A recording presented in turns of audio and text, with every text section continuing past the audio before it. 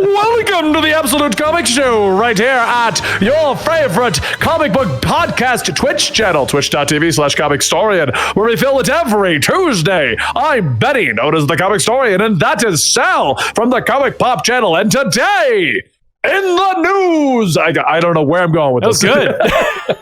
That's it. That could be your whole shtick. In the news. And then we just... In the news, we're talking DC Future State. Yep.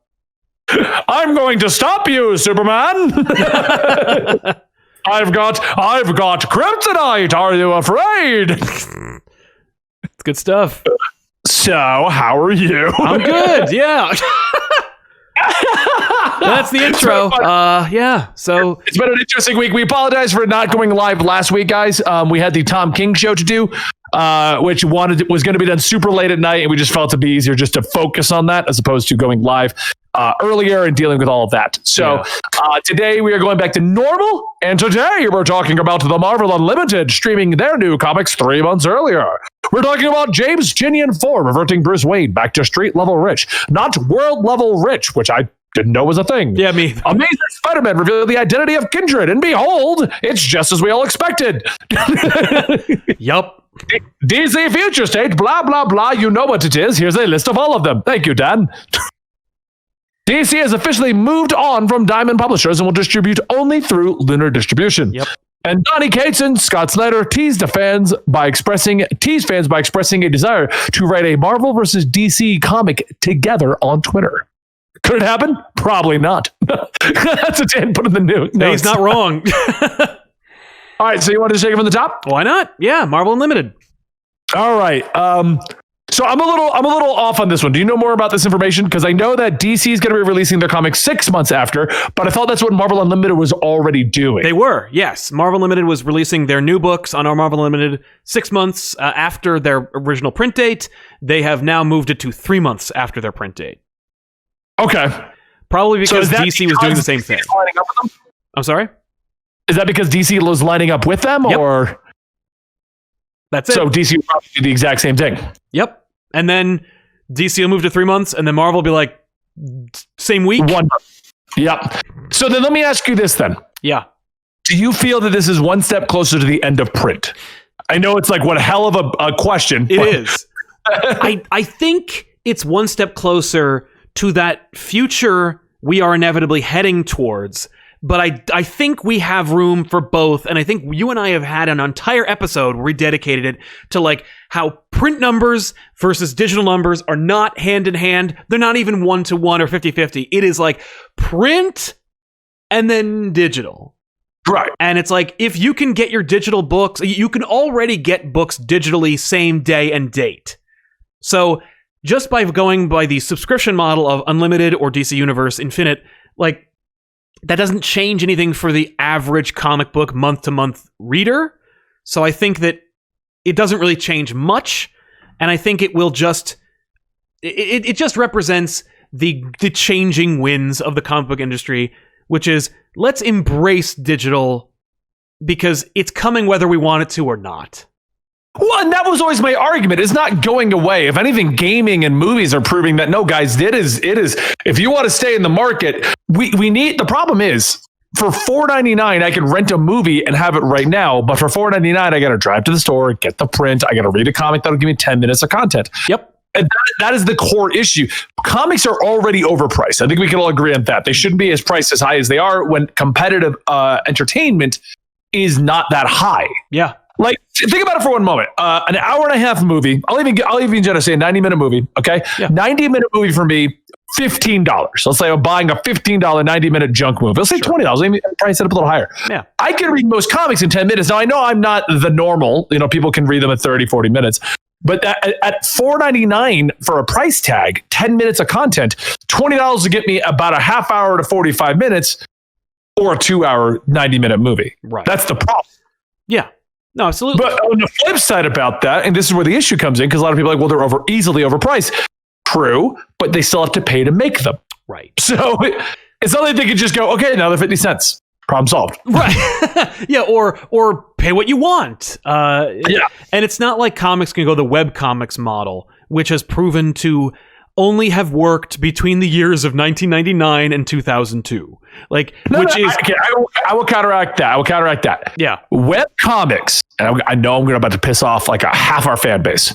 Yeah. Have been ruined by webtoons. Oh no. Yeah. Oh no. Well, webcomic creators have certainly been destroyed because it went from each webcomic was their own sole proprietorship to actually I could just go to one place, click on the ads there, and go read all these different things. Exactly. So the Penny Arcade, right? LFG, I think was the name of it. Or Looking for Group, yeah. Looking for Group. There was VG Cats. VG Cats. All these webcomics were amazing, and you're 100% right. They didn't make their revenue off the comic itself. They made the revenue off the additional merchandising. They made the revenue off of the ads on the website. But on the flip side of this, okay, webcomics had to be good. Yeah. Why would I go to VG Cat's website, okay, or as another big one of my name I can't think of. PvP. Why would I go to Penny Arcade's website? Yeah. If the comic was shit, right. So the problem, the reason why webcomics used to be so much better and they were ruined by webtoons is because, and this is my opinion entirely, is because they had to be good back in the day. The only way that they would make money is if people actually went to the website. And you wouldn't go to the website if Penny Arcade had a shitty week. Yeah. To this day, I remember one particular issue of Penny Arcade where Gabe, one of the characters, fell on a ladder and he got bit by a spider, and the buddy is Tycho, whatever, came over and he was like, what are you going to do? You should go to the hospital. And he goes, no, my mutant healing factor is going to kick in. And Tycho goes, you don't have that. And he goes, oh shit. That's the quality of the joke. It's simple, it's basic, but at the same time, it was a quality joke back then. Yeah. The problem with webtoons is it's made, one, the webcomic creator doesn't make the money anymore. Okay. You host on webtoons, you're not making the money off of webtoons ads. Period. Nope. You have to have a Patreon. You have to have additional merchandising. And it's harder to get people to go sell. It's a harder sell to get somebody to go to Patreon or to that. It's easier to go, hey, come to my website, and then I shove all my stuff in your face. Right. Look at how a comic like Homestuck done. Yes. That's because they can sell their own product. Yep. They all did that. No, I have opened up webtoons, Flashpool, and that's the problem. Anybody can make a webtoon, good or bad. That's the problem with webtoons. Right. Since there's no monetization incentivizing of, there's no monetization incentivizing I have to make it good because I need to do my ads. Anybody can make a webtoon.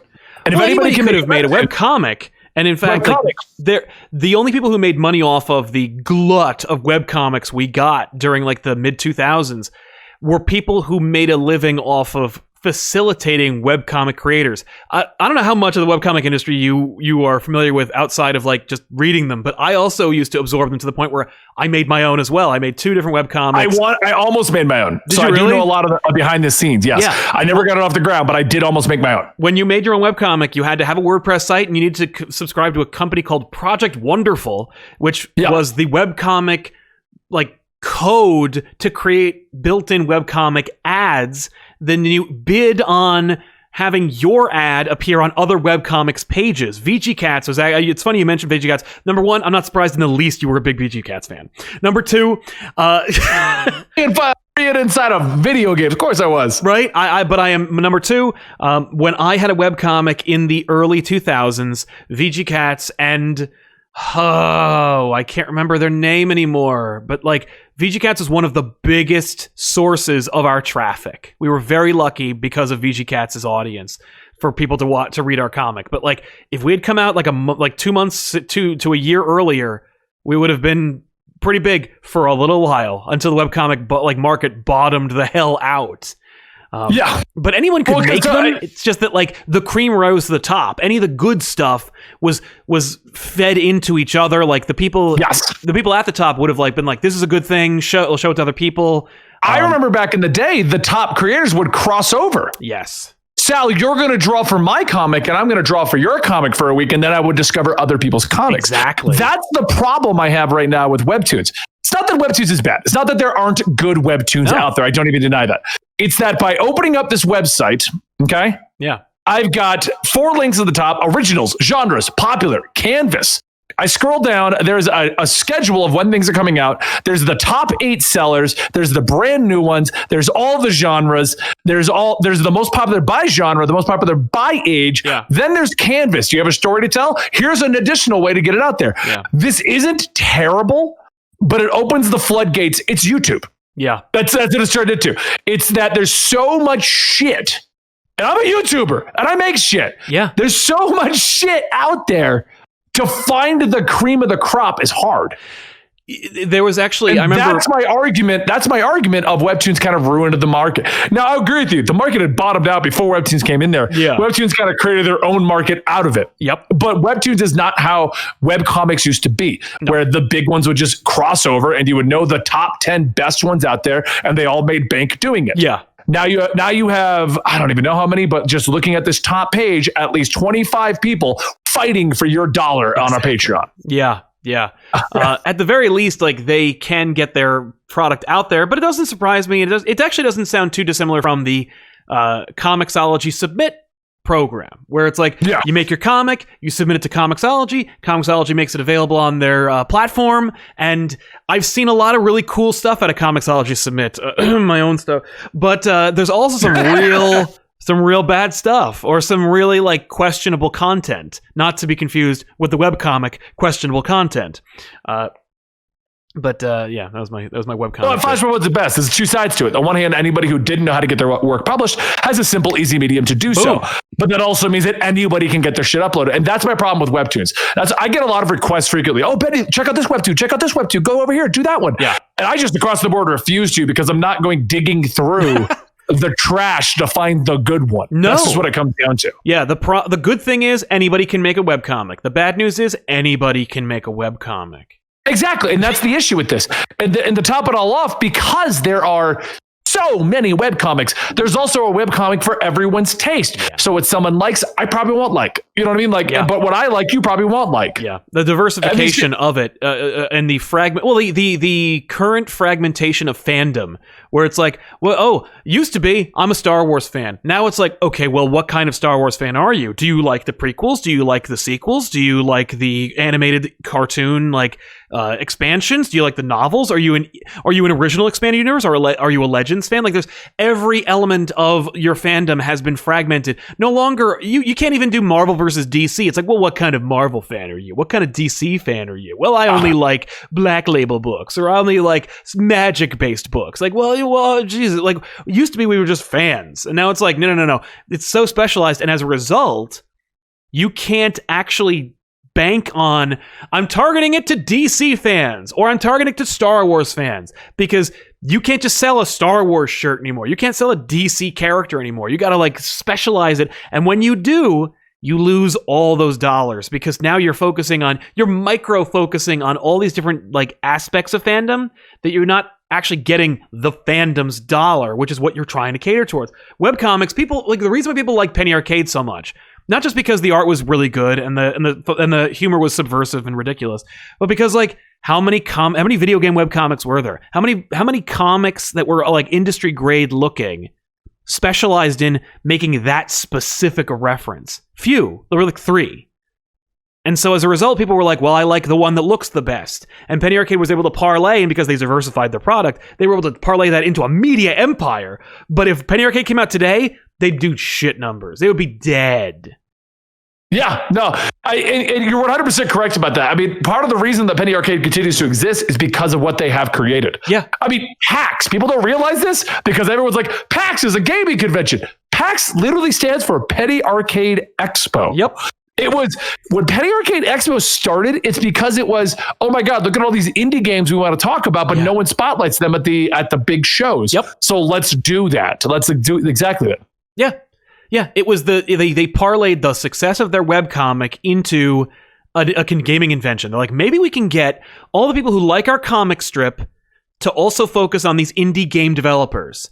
And it just happened to be so popular that they were able to turn it into arguably the biggest and best gaming convention in the world, and wound up cannibalizing themselves, because it was like, okay, it's PAX, and then it was PAX East, and then it was PAX South, and then it was PAX Aus, and it's like, dude, there's too many PAXs, man. It's just, like, how many gamers can you possibly try to squeeze their convention dollar out of? Like, just make the 2 shows, maybe. Like, yeah. Well, that became their own problem. they also have the charity play, or the Child's Play charity.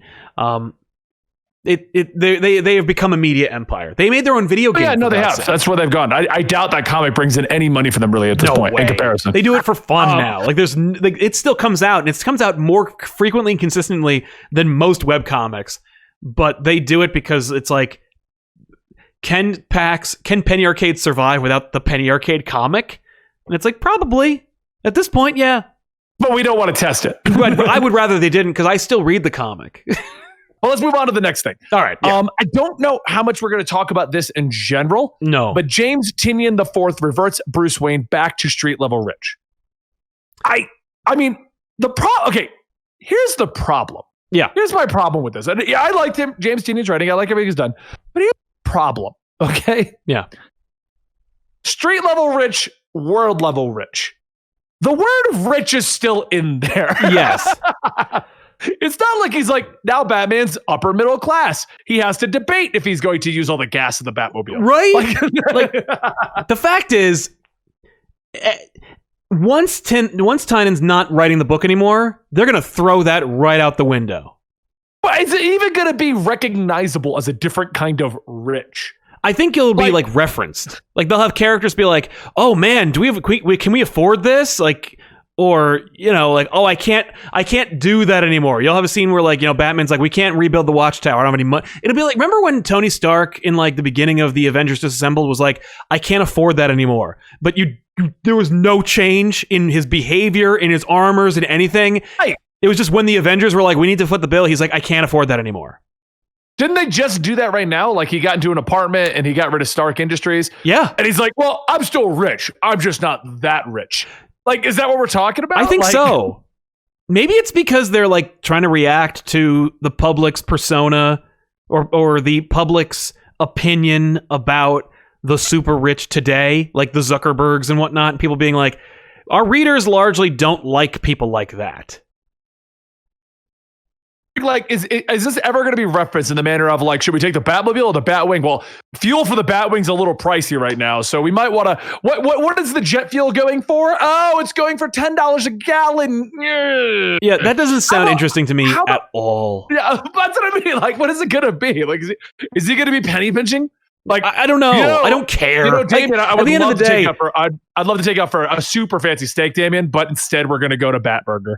Yeah. I think they're going to throw this away immediately. I really don't have any, like, faith in this idea. I remember hearing Tynion talking about it, and he's like, yeah, like, Bruce Wayne got way too rich, and it doesn't make any sense. And I'm like, no, man.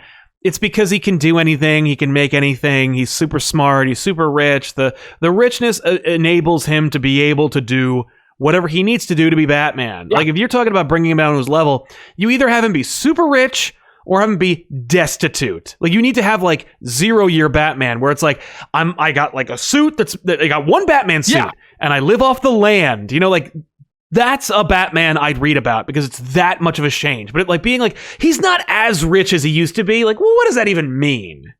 Well, it would make sense if we were bringing him down to that base level again. Yeah. Where he doesn't have access to the plans and everything. Like, he's literally like, I have to go with, like, an actual tactical vest and stuff like that to match it up with the movie coming out. Where he's got a lot of money, but that's the only way it would work, is if his equipment gets brought down to bare bones level suits. Like, the car's not a Batmobile anymore. He's driving a Challenger. You know, like it has to be that. Nobody, everything would have to be realistic again.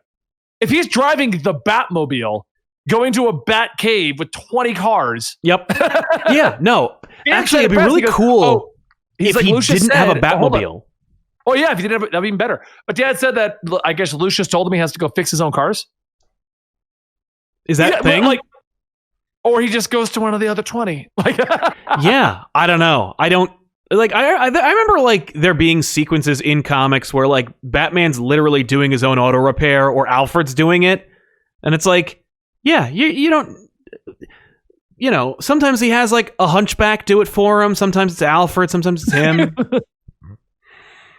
I don't know. I don't know. That's not enough. I 100% agree with you on this. It's sorry. I feel like I'm super interrupting you today. I'm sorry. Yeah. But I agree with you on this. Like, you either have to make him pretty much poor in Batman levels. Yeah. I mean, you still have to give him enough money to be a superhero. What are we? Green Arrow? Yeah. I don't know. Okay. Moving on to our next title. Sal, do you still dislike Spider-Man 2? I mean, anyway, Amazing Spider-Man revealed the identity of Kindred. I liked Spider-Man 2 is exactly what I needed in that year. I got a lot of great years out of that movie that I really enjoyed. Okay, you know what? I'm going to throw out this topic. We all expected that it was going to be Harry Osborn. Yep. It is. Surprise. How about this? Sal, how do you feel about Tobey Maguire, Andrew Garfield coming back to be in the Spider-Man Homecoming movie? I think it's a horrible idea. I don't care about those movies anymore. Like, those movies had their shot, and nature selected them for a reboot. Those, like, there are so many good Tobey Maguire Spider-Man movies. You have a bad one, and the Amazing Spider-Man movies are made so desperately to become something they aren't that, like, they have no business existing. And I'm like one of the 4 people on the earth apparently who likes Peter Parker to be the only Peter Parker and isn't excited about like a Spider-Verse or like a gaggle of the exact same character or power set. So, like, for me, I like the idea of one-offs, and if you want to do like a Spider-Verse video game, or even the animated movie was really fun because it's its own thing and it's doing something different. But like, MCU Spider-Man has been, he's gotten a bunch of movies, he's been in a bunch of crossovers, but like, we haven't really gotten like a full-on, straight-up, like, established Spider-Man in New York doing his thing movie yet. We have that beautiful sequence in the end of the last one. We have the fun sequence in the beginning of the first one, but like, and we have that really fun park scene where Spider-Man saves Doctor Strange from like from the Ebony Maw. But like, we didn't get like a full-on Spider-Man movie yet with this Spider-Man, and I want to see that. Like, I am less excited about Spider-Man teaming up with Andrew Garfield and Tobey Maguire than I am about seeing Spider-Man fighting Kraven the Hunter and then going to Doctor Strange's house for help. Like, that's the movie I wanted to see. I'm a little concerned about it going to this level. It looks like it's going to go, like, I am not against Spider-Verse, but I feel like the third movie in a trilogy is way too quick for that. Agreed. Now, I do want to address that because everyone in the chat, because, our fan base, they're so well educated on rumors and where everything stands and how everything rolls. Yeah. So our chat is stating, weren't those rumors disproven? They were total rumors. They were not real. Not yes and no. So as it stands right now, if you don't know what's going on, the rumor base on this whole thing is that Jamie Foxx was confirmed to come back as Electro, which led to the rumors that somehow it leaked out that Tobey Maguire was coming back, and so was Andrew Garfield. Yep. That came out of nowhere. It came out of left field, and everyone was like, "Oh my God, is this even like a chance for being real?" And then other individuals, like I remember seeing Grace Randolph talking that Tobey Maguire wanted more face time, not Spider-Man suits time, and stuff like that. A lot more rumors came out of this.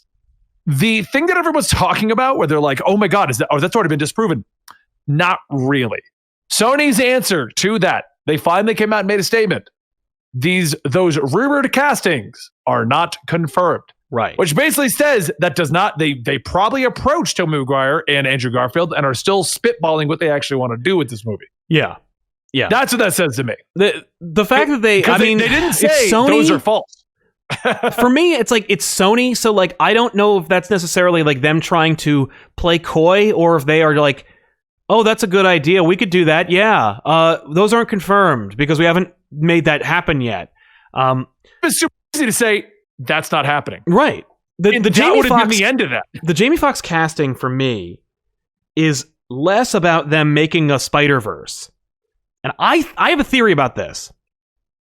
I think that they cast Jamie Foxx as Electro for Amazing Spider-Man 2 because Jamie Foxx was a Oscar award-winning actor and he was a high commodity, and they would love to have him in their Sinister Six movie that they were working on back when that was a movie.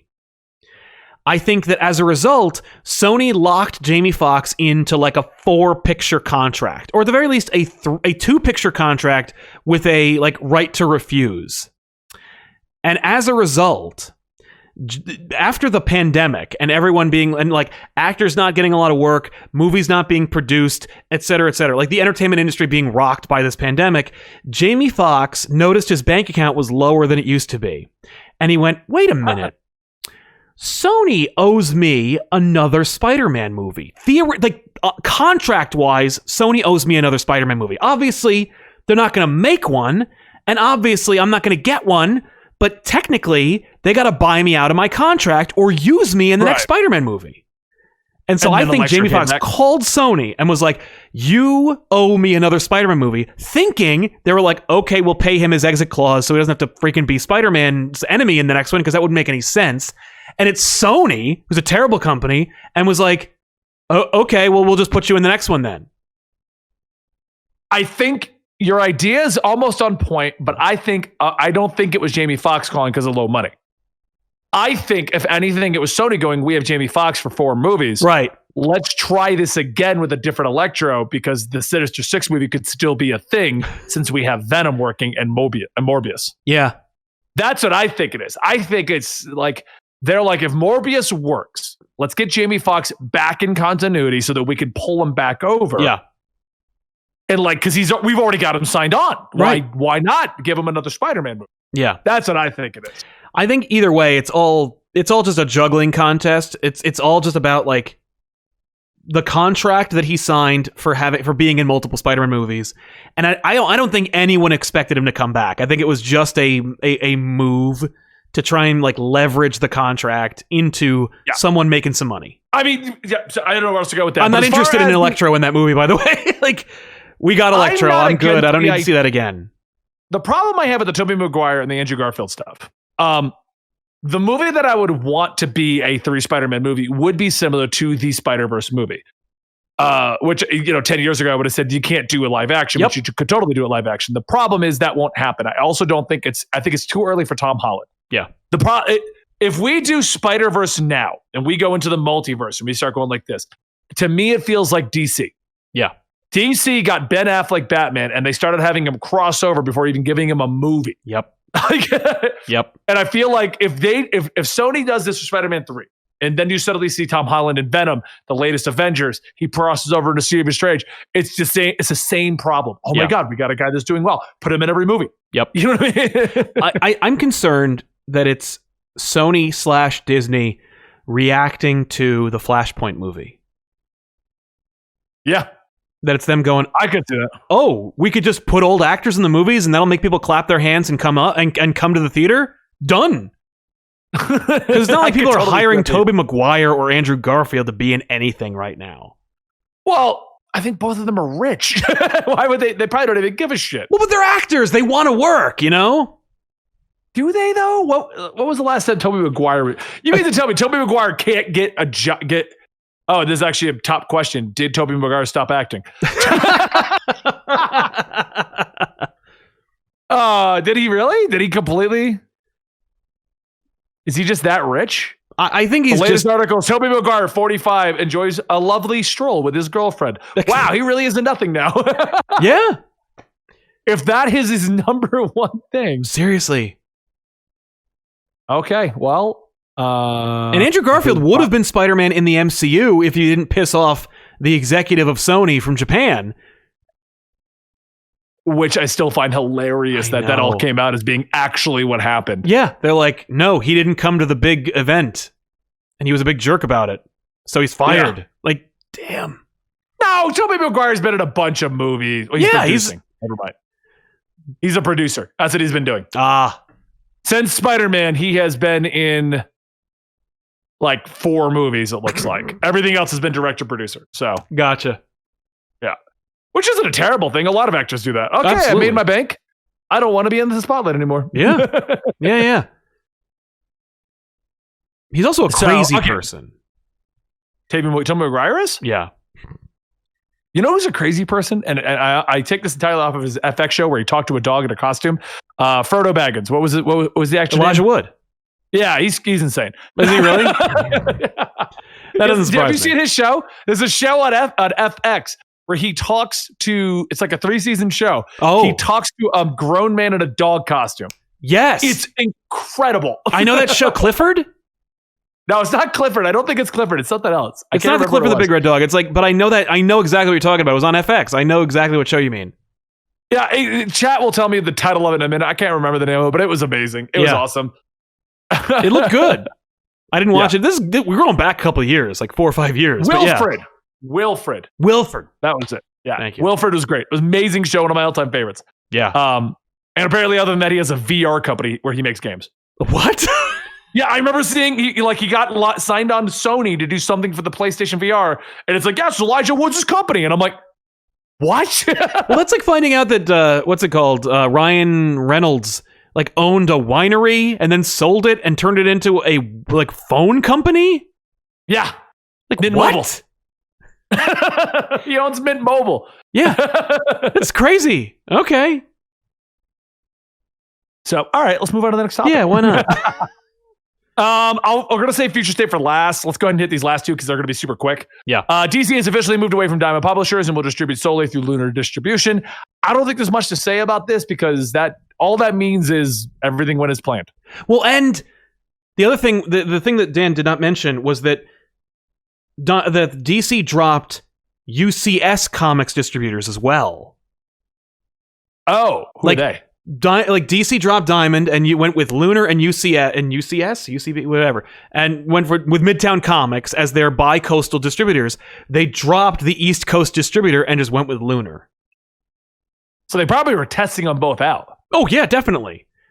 Yeah. But I think this is another step. You see, when you're talking about digital and whether the Marvel Unlimited thing is the death of digital or the death of physical, this is the move that is indicating that DC is ready to abandon the print market.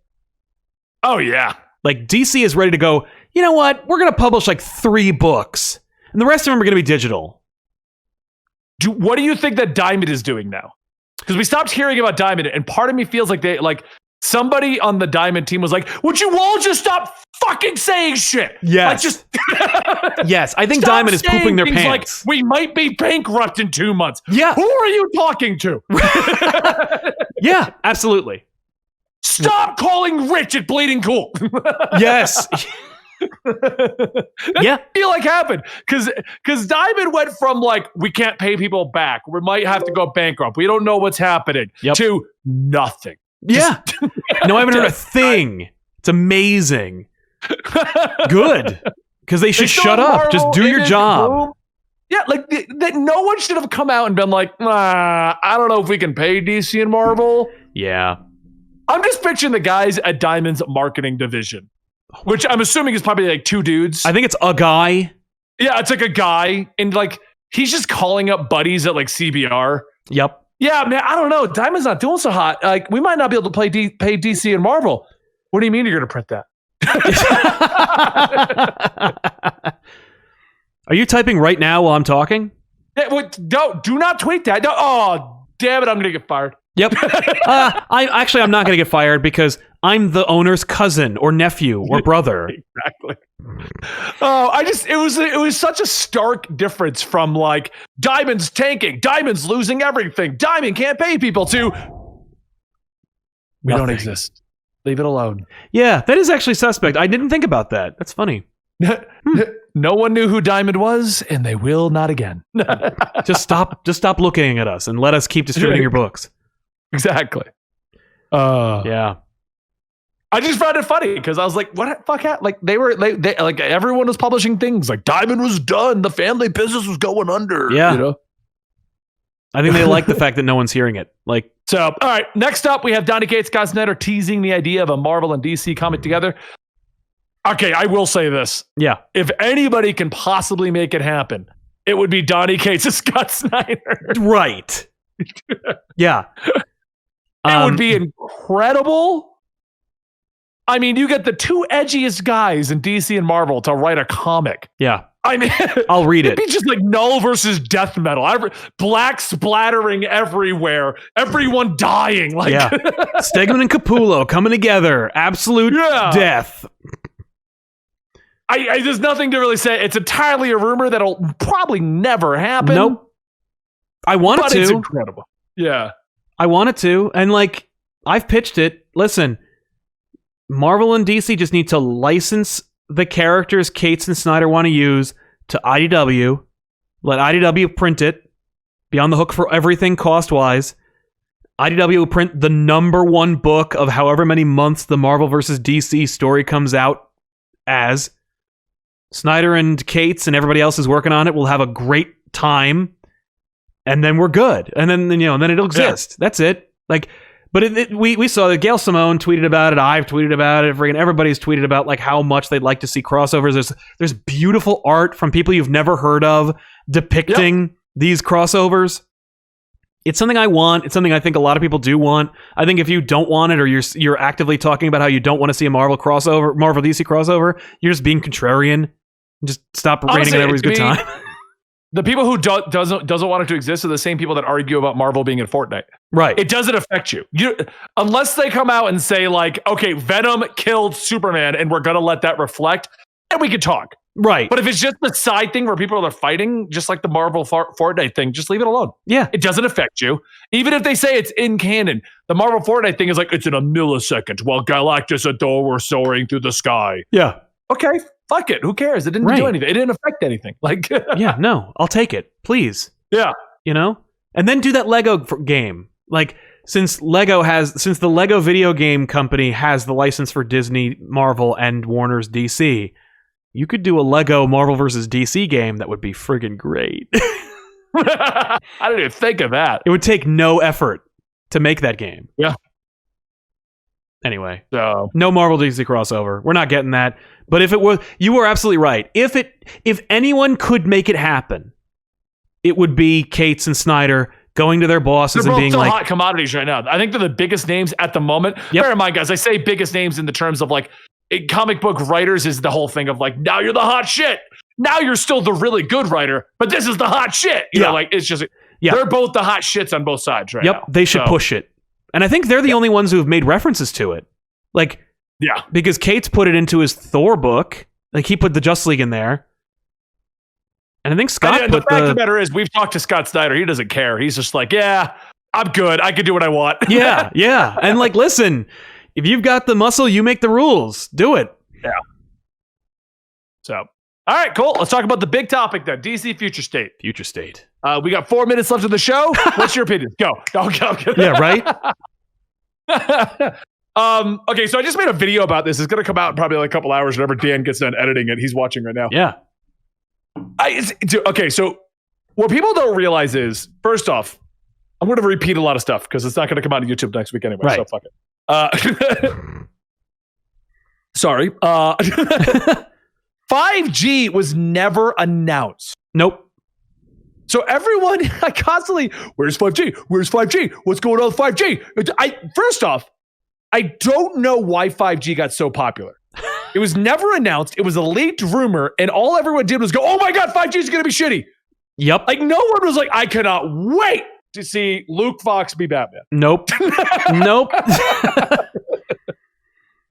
Everyone bitched and moaned about 5G. No one wanted 5G. 5G was never announced, but everyone and their brother talked about 5G. Yes. Like it was a thing.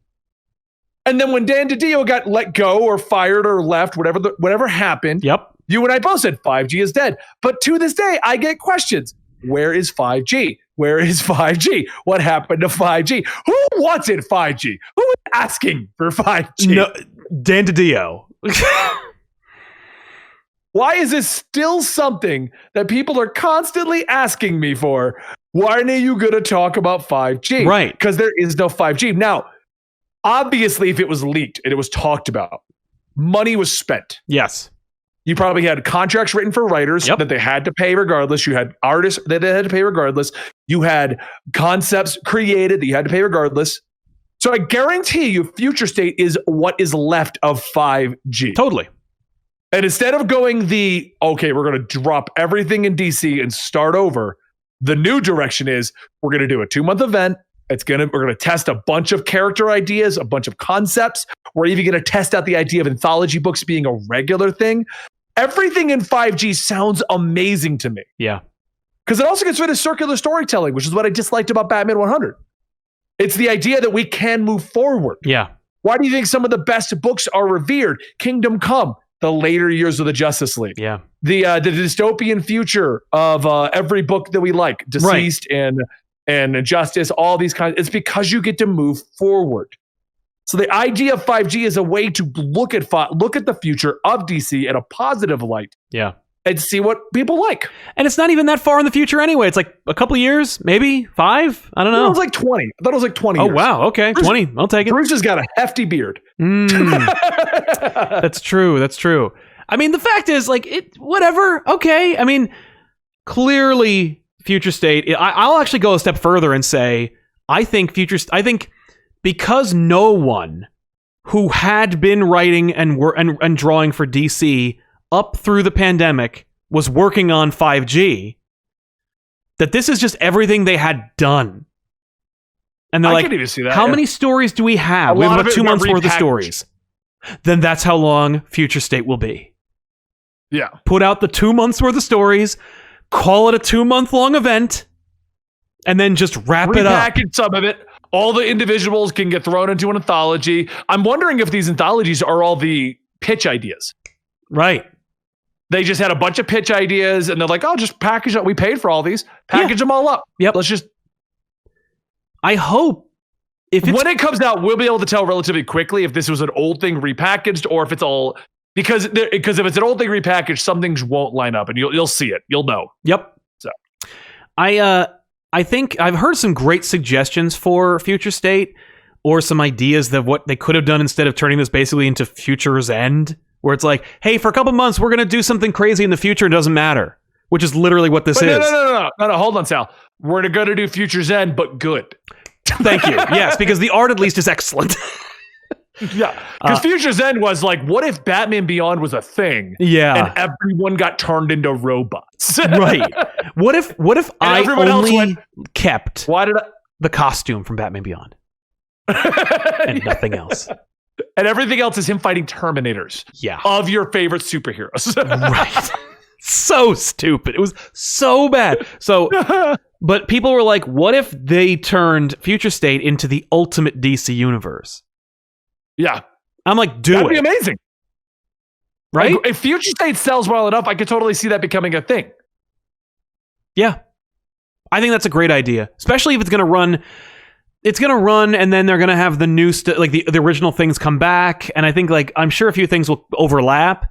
And it's like, listen, there are going to be a few books out of this 20 book lineup that are going to sell crazy good based on the creative teams you have, the concept you've got, the pitches you created. There are going to be some things that sell better than the stuff that was coming out before it. So DC better have a freaking plan in place to allow those things to exist without making some horrible half-assed New 52 nonsense afterwards. I'm expecting, this is my expectation, this is their attempt at something like Gwenpool. So for those guys who don't know, Gwenpool was never planned. I'm trying to think of another character because they did this with a few characters. Gwenpool was a cover. That was it. A variant cover that sold really well. And out of that, they created Gwenpool the comic, who became a character who did a very well-selling comic book that over time, obviously like every other comic book, went the way of getting canceled, but did very well up front. I think this is their attempt at that idea. Throw out a bunch of concepts and ideas. If they do well, they'll come back in 3 months. If they don't do well, it's an event, and we don't have people freaking out on us. Yep. Spider-Gwen. Spider-Gwen was another one. Yeah. Yes. Yep. Because Marvel notoriously does that. Marvel notoriously goes, check out this design. What's that superhero? Check out this design. Yeah. I'll call someone and have them make a story around it. I don't know. Wait, what powers does she have? Check out this design. Why are they asking so many questions about this cool drawing? I don't understand. Yeah, exactly. Yeah, why are they? I can see someone in the editorial office. I mean, it's just a drawing. Why do they care so much? I mean, good. We'll make money off of them, but what? Yeah. So that's what I think 5G is. This is them reusing a lot of assets they already had, an attempt at creating characters like Spider-Gwen or Gwenpool, like awesome art, quick stories, quick anthologies. And if they do well, Ultimate Universe idea. Yeah. Well, I'm worried what if we that have they're the Young Justice League instead of Avengers or Teen Titans, the Young Justice League of the future? Please. I mean, like, I'm worried that they're going to fold them into the main universe and be like, yeah, so this took place like several years after the main continuity, but like now they're here. A time vortex happens and now they're here. Like, no, don't do that. Just let Man Logan it. Old Man Logan it. Yeah.